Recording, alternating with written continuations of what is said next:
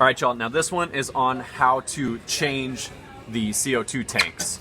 I have this turned up a little bit just because the camera angle is kind of tough and I want to make sure that you guys can see everything. Typically, this would be tilted more down. So to remove the CO2, the pressure regulator from the tank, you need to make sure that the tank is all the way closed. Then what you want to do is you want to relieve the pressure in this regulator. This little valve right here with the key ring is a pressure relief valve. Open that up.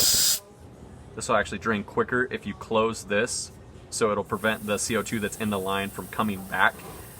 Then you just release the pressure and all the pressure in the regulator is now gone. Once this is at zero, do not remove this unless it's at zero.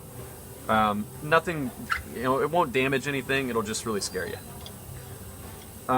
Using the wrench that's in place, counterclockwise, hold the regulator in place, just twist it off.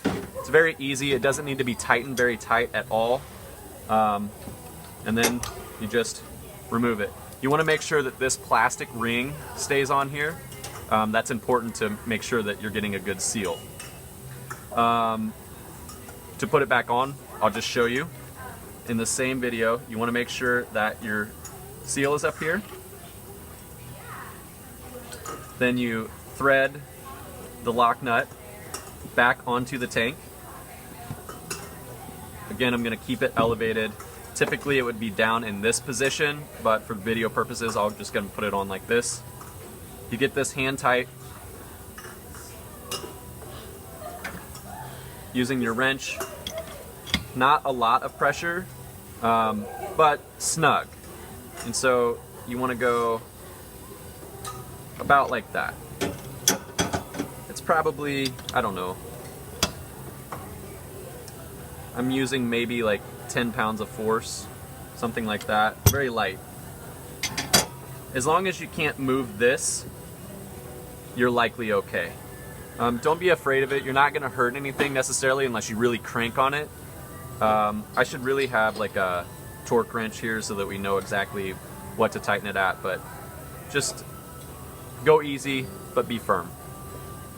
Now that it's back on, you can open this valve again, and then you can open your CO2 tank again by turning it counterclockwise. It's back on. You want to make sure that your pressure's at 10. It is at 10. You're good to go.